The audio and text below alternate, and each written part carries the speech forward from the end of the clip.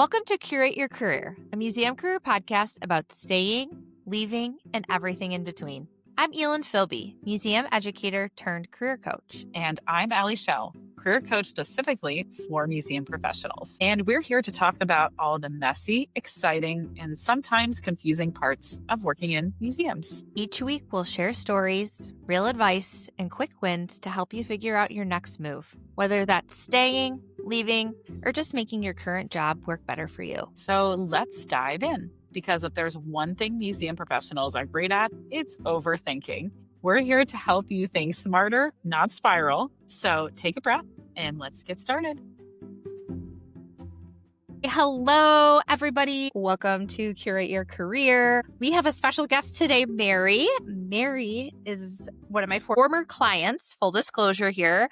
She has worked with me in Accession career coaching and made a change out of the museum field. So a lot of times people, a lot of times people will ask me, like, what can I even do when I leave the museum field? And when we started making ideas for the podcast, I immediately thought of Mary because what she's doing is, I don't want to say off the wall, but it's like, it is. You probably never imagined that you would be doing this. Nope. And it is such a perfect marriage of your museum skills and your interests and what you were looking for in a job in terms of salary, work-life balance, all of that good stuff. So I'm really excited to have you on the show today, Mary, and we will dive right in. Sound good? Sounds great. Yeah. Thanks for having me. Excited to be here.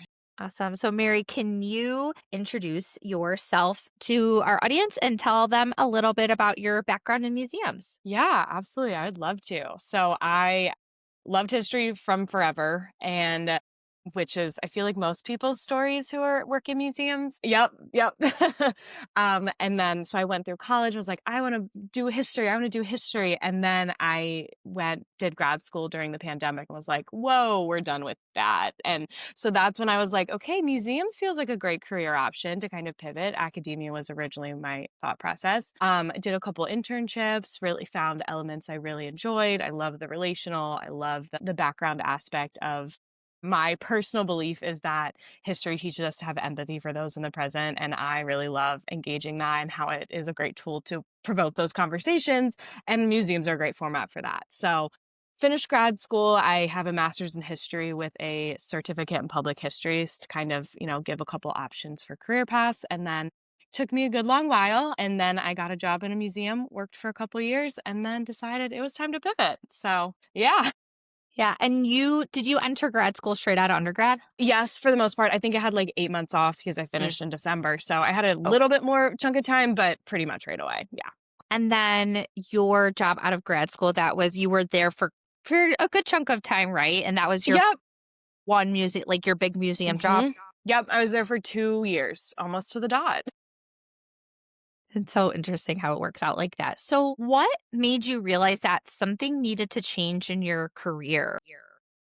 Yeah, there were a couple of reasons. The biggest one, which it almost makes me sad that this is the biggest one, but financial stability was something that was really important to me, and I wasn't able to accomplish that in the museum field. And even when I was in my current job, and I was thinking I would love to stay in museums but find a job elsewhere. So I started job hunting, maybe almost not too far after, just a year into my job. I was just seeing what's out there, considering my options, and then I was looking at the salary ranges and was like, that is not going to get me any farther ahead. And I even went through some interviews during that stage in museums, and it's like, okay, this might get me out of my current job, which was a big goal, but it's not going to get me where I need to be and what I want. So financial stability was huge. My job was on the East Coast, which is notoriously an expensive place to live, but even beyond that, just opportunities. So financial stability was huge, and also just a better work-life balance. I did pride myself on leaving my work at work, but the emotional elements of the job and the stress, even with you're not bringing your physical work home with you, it's really hard to not separate that kind of emotional labor when you take it home. So those are kind of the two biggest factors. I was like, okay, something's time for a change. And then I had a couple things that sped up that process. I had ankle surgery, was out of work for a while, and took like some leave while I healed up from that. And some things changed at my job in that time, and I didn't know if I'd be coming back to the same job I left from. And that was a really big, like, okay, now is time. Now it's time to pick up the pace and pursue a job out of the field more accurately, or more, not more accurately, more intentionally. And then that, coupled with the administration change politically, was also a big motivator of I'm craving stability in all aspects of my life, and museums don't feel very stable for the next couple of years. So all of those kind of convalesced into me deciding it was time for a pretty big change at the ripe old age of 25.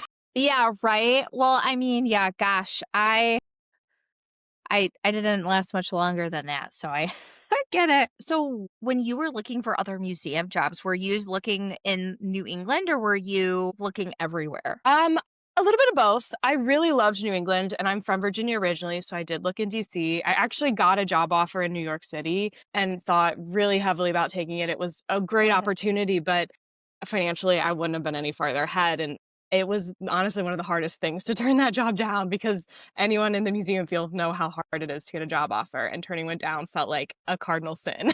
Mm.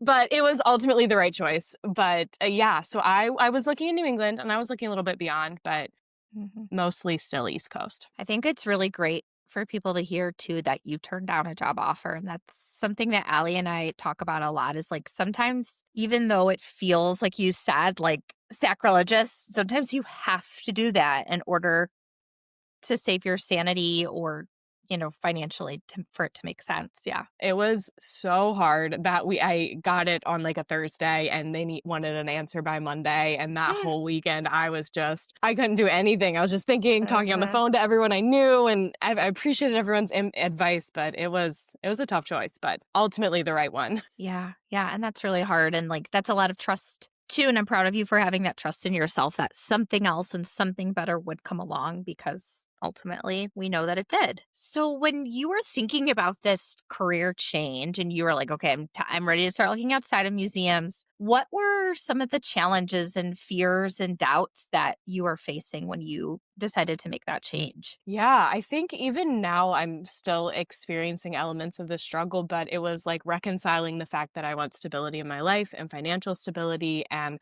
free time to be mine mentally, even if it is physically, with like, this is my passion. This is what I went to school for many years for. This is what I do deeply care about for a reason, and like wanting to be able to still have both of those. And I do, it evolves as we change careers, but that was my biggest concern, what that would look like if I would still feel fulfilled to whatever degree in my career. And it was always important that my career wasn't my sole source of fulfillment, but I think it's only natural to find some level of fulfillment in that. So that was pretty important to me about what that would look like, for sure. Totally. And I'm realizing now we've gotten all the way in this interview and we haven't even said what your new job is, Mary. So can you tell?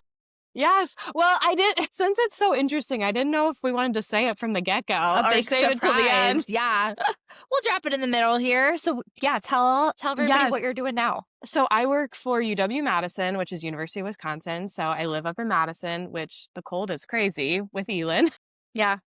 But I work for the med school, and my title is Standardized Patient Coordinator. So basically in med school, and other health profession school, you have a lot of interactions with people, mostly actors, who play the role of a patient coming in with a physical or mental or some sort of illness. And it allows PA students, medical students, PT students, all kinds of medical health profession students to practice their communication skills, their physical exam skills. So my job is working with about 150 standardized patients. A lot of them are local actors, and putting them with different roles to play. Some are like super simple roles of, my wrist hurts, can you help me? And others are more complex, about people dealing with addiction and seeing a doctor for that, and having those conversations. So I get to work with a bunch of people and put them in roles that are great for them, with this under the under the auspice of medical education. It's so, and we'll talk more about it later, the transferable skills. But like, I remember when you sent me that job and you were like, what do you think about this one? I'm like, oh my God, it's like perfect, because it was just such this seamless blending of all your transferable skills. And for you too, I remember your values being important of like you wanted to do good and you wanted to help people and you wanted to make the world a better place. And this still really aligned a lot of those values for you. So 100%. yeah. So during the process of, working with me and going through this career change, what were some insights or knowledge that you gained that and things that shifted for you in that? Yeah, I feel like there were a couple big moments that I can remember. And when I, came to you and we were able to work together, I wasn't I was pretty comfortable with my resume and cover letter. Like obviously they could improve. I would like to see a person who says they have the perfect one because that's just Right. not true. But like I was confident in my skills and how I could articulate myself. I knew again could improve, but really it was more like, is there something out there that's actually going to be able to accomplish what I'm looking for? And how do I find that? Like that feels scary. The job search is so overwhelming. And like I know where to look for jobs, but like where's the best way to find ones? There's weird job scams on LinkedIn and how to go about that. Is there something out there that I'm looking for? And how can I even find that? So that, and do I have the confidence of how to articulate my skills in a way that matters? Because I can tell you all day how I can excel in a museum environment, but like, how can I tell you that I can take those skills and excel in your environment? Because museums feel so unique, so specific and specialized, and people are like, how does that work? A little bit of a side tangent, but I think it goes along really well here. In my interview, one of the questions that was asked for this current job was how well do you respond in an emergency scenario? Like, can you tell me about a time, at the workplace that there's been some sort of like emergency scenario?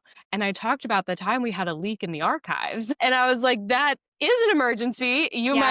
It's not a typical level of emergency, but you have to act quickly. You have to preserve, the artifacts. That was our audiovisual archive. And I was able to articulate that in a way that everyone was like, I get that that's an emergency, which was just so weird. That's such a funny like emergency, but it is within that context. So being able to articulate that and be able to think in the moment of how that does apply here was something that I was really needing and looking for support with, for sure. And that's huge, right? Because a non-museum person, they're like, what? So it's like leaking on like a bunch of boxes or something? And museum people are like, no! Yeah, this like is these so big. These are like, audiovisual like VHS tapes that haven't been digitized. Like we need to protect those. Like, yeah. And that's, museums prepare you for everything, for sure. Truly, right?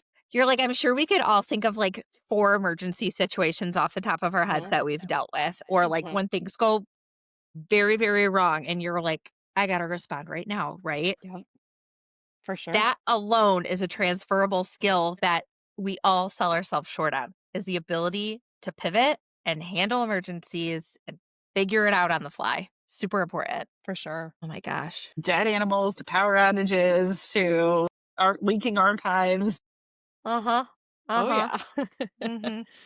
The museum I worked in was the building itself wasn't the museum, but it was a historic building. So all kinds of structural concerns there. Walking to my office one day, there's a bat that somehow got in. I was like, what is happening here? Get out. We called maintenance, and he was able to use a recycling bin and trap it and take it outside. And I maybe sat in someone else's office for a week. Yeah. I worked at a site that had a flying squirrel wander in. It was like, they're native to Delaware. No shit. Yeah. And they're like around our site. Just a real quick story. Didn't mean to hijack, but essentially I'm sitting in my office. Little squirrel comes down the hallway, goes into my boss's office. My boss is like several steps behind it, but didn't realize there was a squirrel in front of her.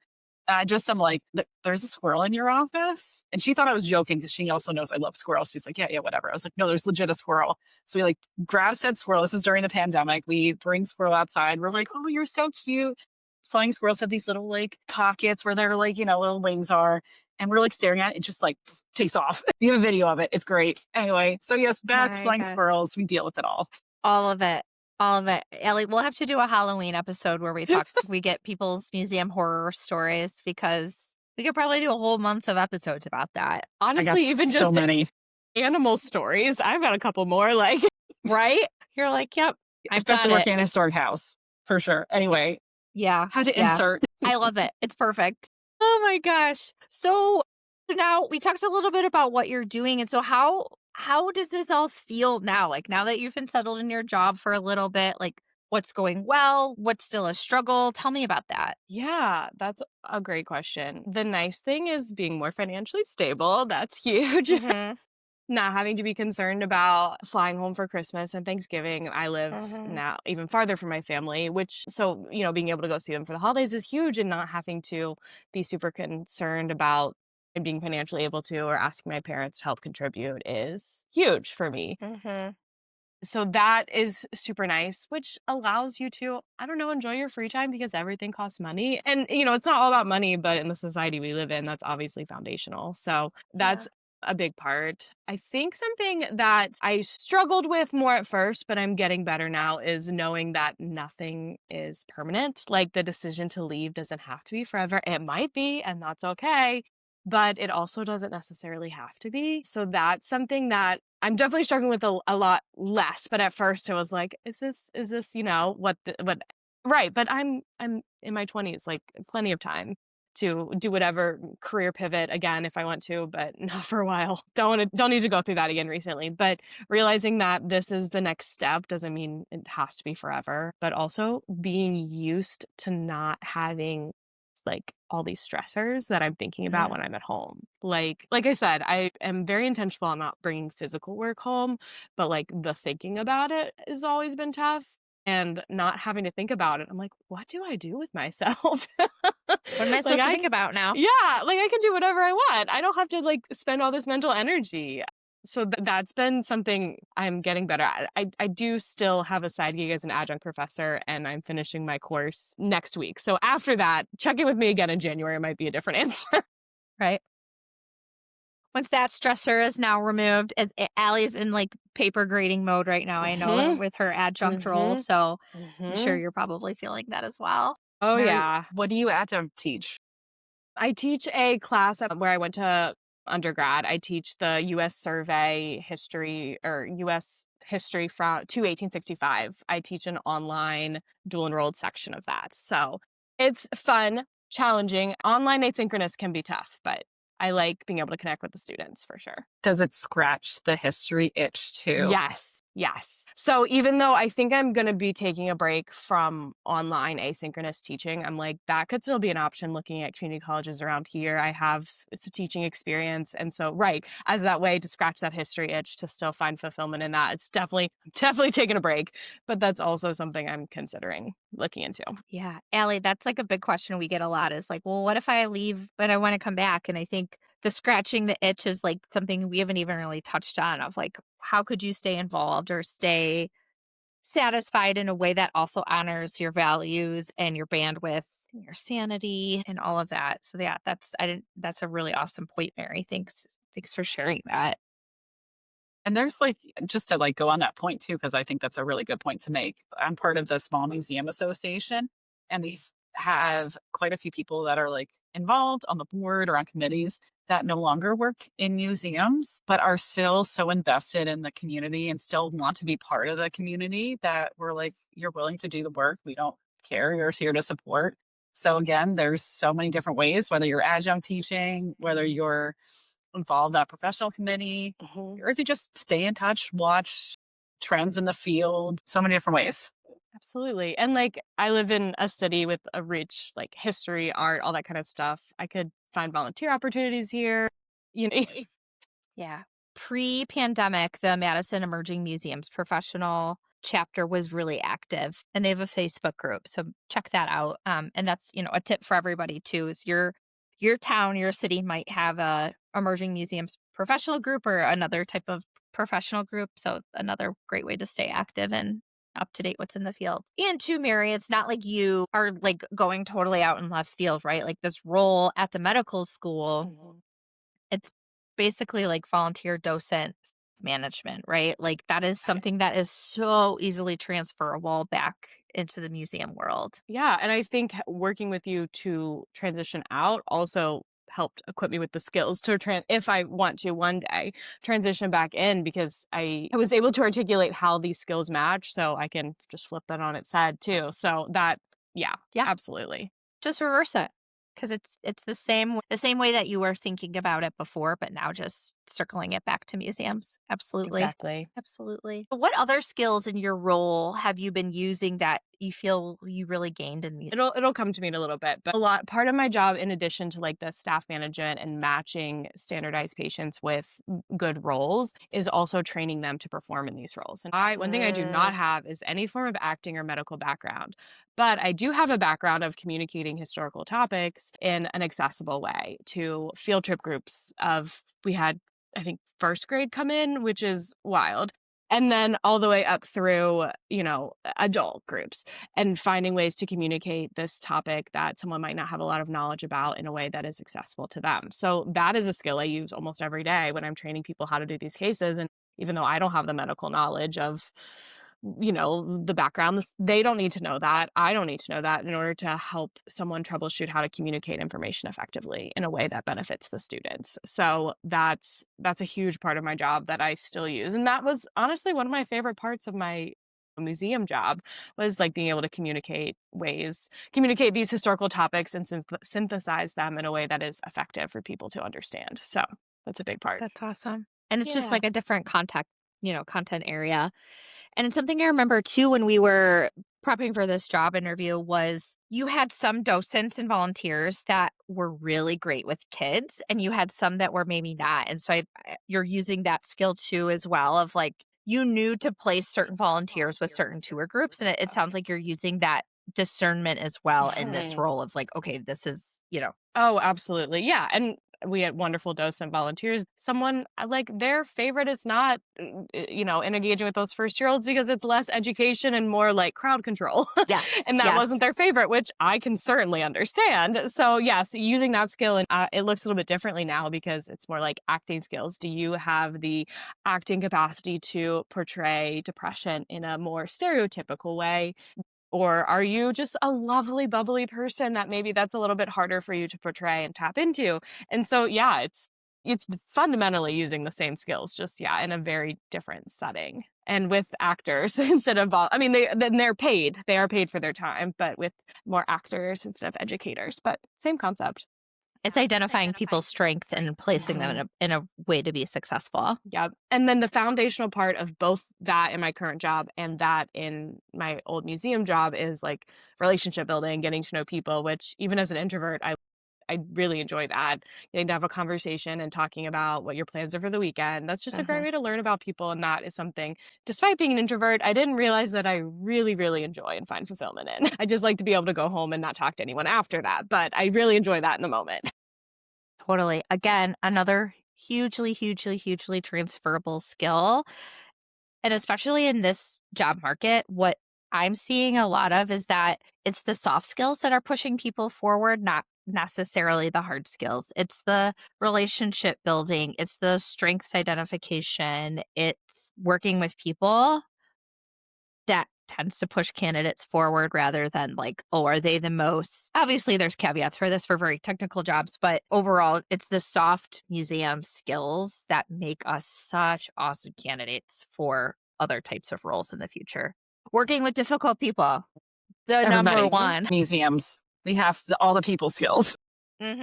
All of them. Yes, especially front facing, Getting yelled at by museum patrons is just a wild experience, but it happens more than you would wish it to. But yeah, no, for sure.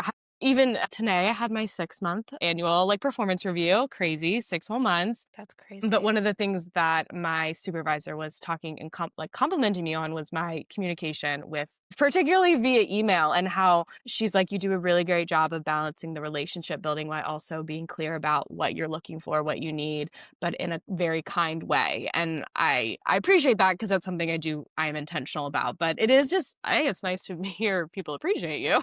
Crazy concept, but it is nice to hear that has paid off, those skills that are truly developed and I'm able to use them well. Yeah. Mary, can I ask you a question? Of course. Just visualizing this for other people who are listening, who might be thinking about leaving the field and then thinking about, I get this job in a completely different environment. I'm sure you've had to battle imposter syndrome, maybe on the first day of the job or several weeks in after sort of the new job wears off.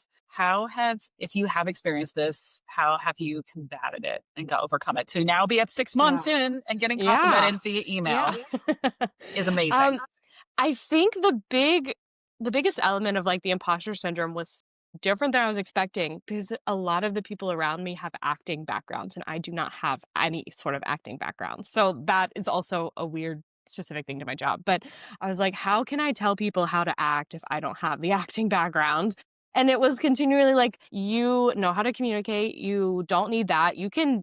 And it's also deferring to others' expertise. Like, I don't need to know how to act. If I can provide you with the emotions to portray that, you are skilled in portraying that. So I can stay in my lane and let you stay in yours and rely on your expertise. And I can help facilitate communication and help problem solve of issues that might come up in scenarios and do the things that I do well. It works. And that has been really helpful to let that go of like, I don't need to have acting experiences. And like a lot of my colleagues were standardized patients before they were in that role. So I'm like, well, I wasn't. I've never had that. But it's been a challenge, but I will say less challenging than in a museum setting for me. I don't know why, but I struggled way more with imposter syndrome in my museum job. That is a strong but helpful statement.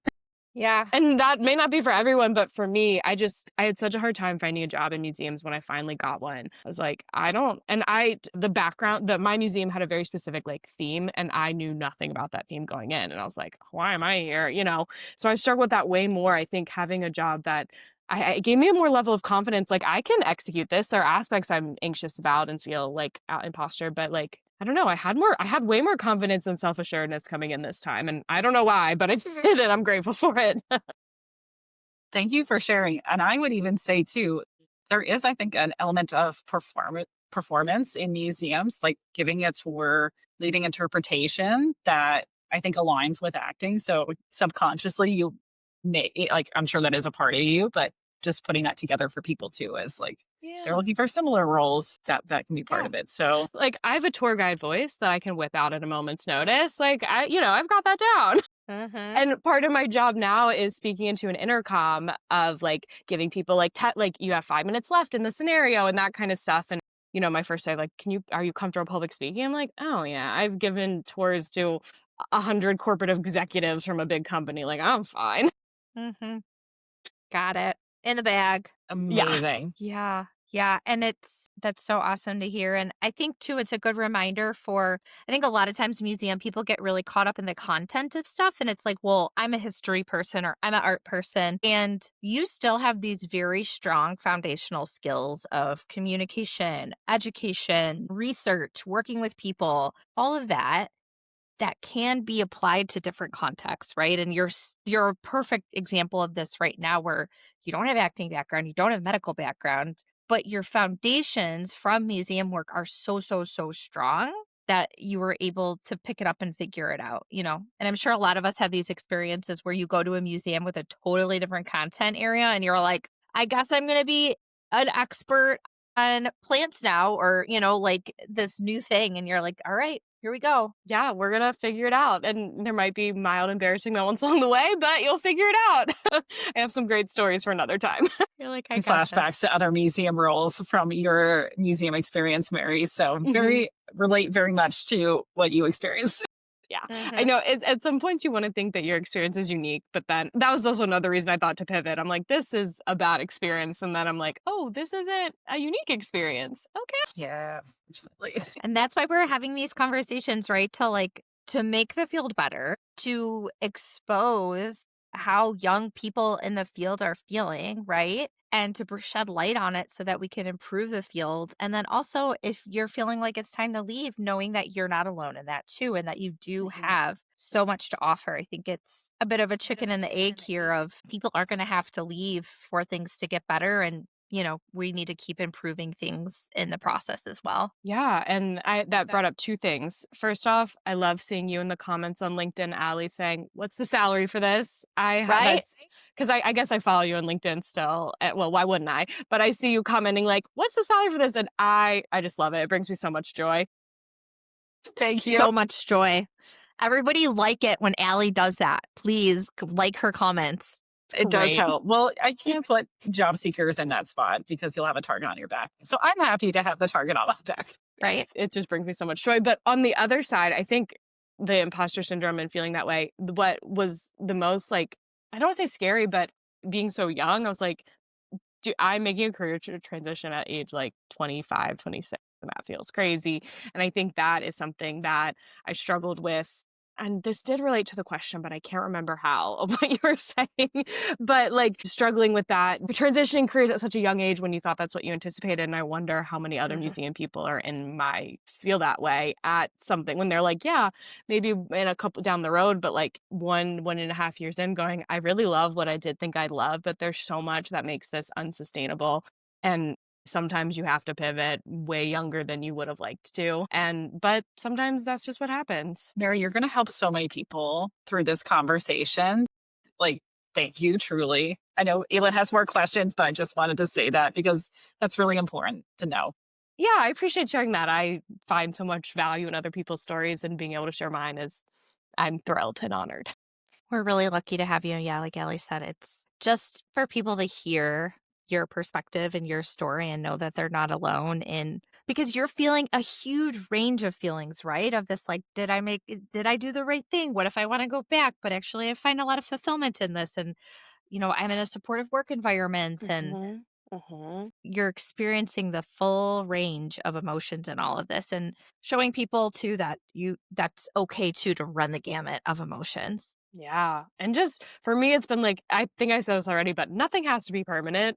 Right. It just doesn't. For me, for anybody, like nothing is tying you to anything. And you can, make the best choice you need to do in that moment. And what that best choice is changes. So. Absolutely. Thank you. So, on that note, what Mhm. kind of advice would you give to somebody who was in your shoes, 6 to 8 months ago when you were a year ago, maybe when you were starting to think about transitioning out? What advice would you give to somebody in those shoes? I think, not to repeat myself even more, but I think it's along the same lines of it doesn't have to be permanent. Like, what is the right choice in the next moment can change. And like, you got to take care of yourself. And that's, saying that for someone who struggles to do that at times. But like, this seems like, I don't know the right word for this, but like, I had ankle surgery and I couldn't walk for a month. And and that was a long time. And you gotta do some thinking because there's only so many ways you can entertain yourself when you're kind of can't leave and like, dang, I don't want to live like this anymore. This isn't fun. This isn't sustainable. And frankly, that's part of the reason I moved to Madison, because I had a bunch of friends here from college, even though I didn't go to college anywhere near here. And it was kind of like reprioritization of what's actually important. And I think Elin's like, I can't remember what you called it, but when you first come in, it's like figuring out your priorities. And that was hard and I didn't like doing it, but it was good. But like figuring out what truly is your priority and what you want. And even if it's something it wouldn't have been a year ago, I think figuring that out is really helpful. And I would encourage everyone to do that if you're in a position where you're considering. It doesn't have to be permanent, and figure out what's important to you. That's so awesome. Yes. The intake form, a lot of people are like, I didn't like doing it, but it was really helpful. I'm like, Yep. yeah, I know. That's why I make you do it. Have a similar one, and I'm like, don't dodge it. You got to do it. And they're like, oh, that was really helpful. I'm like, we know. We're trying. Imposter syndrome too. Don't worry. We do. We do too. Both That's why of it's us. important to Yes. have a buddy that you can both spiral out together and then bring each other back. Yeah. I bet. And Ellie and I send each other voice notes like all day, every day. My husband one time was like, what podcast are you listening to? It's like, oh, it's Alli.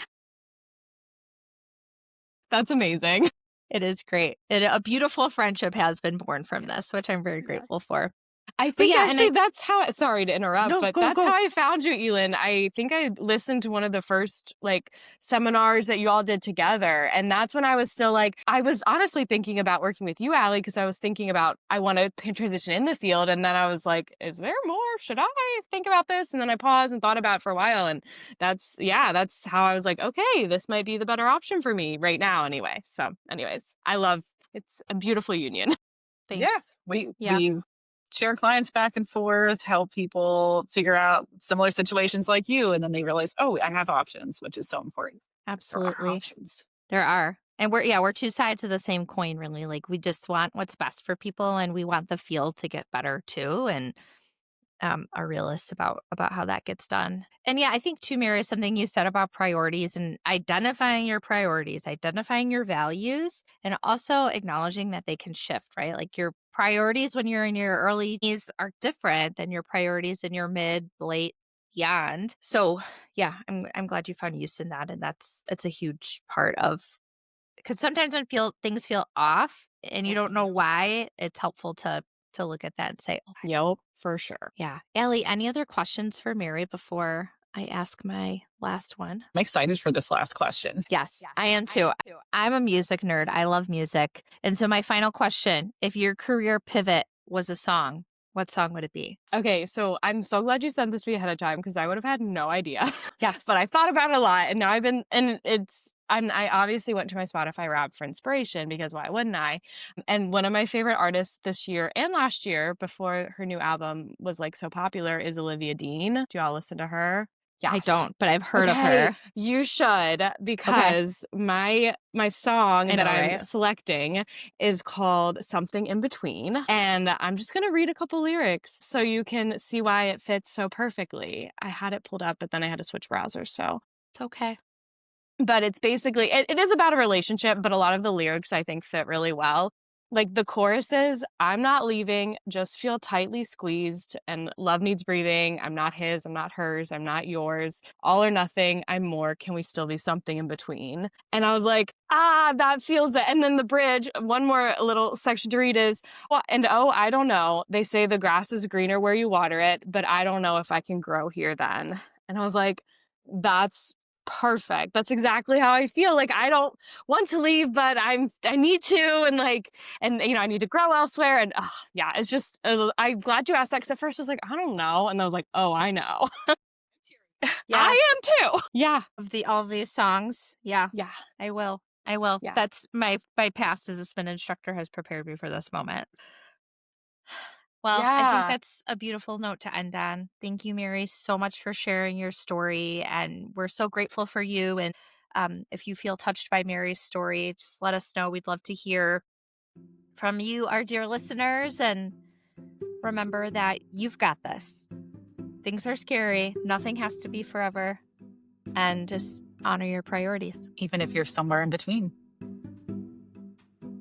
Thanks for tuning in to Curate Your Career. We hope today's episode gave you some ideas, encouragement, or at least a little bit of sanity for your museum career journey. If you love what you heard, the best way to support us is to subscribe, leave a review, or share this episode with a fellow museum professional who might need it. And don't forget, you can connect with us, send questions, or share your story at curateyourcareerpod@gmail.com or find us on Instagram at Curate Your Career Podcast. Don't forget to fill out our mailbag form and share your questions that might be featured on a future episode. All right, now go take one small action toward the career you actually want. So don't just survive your museum job, curate it, one step at a time.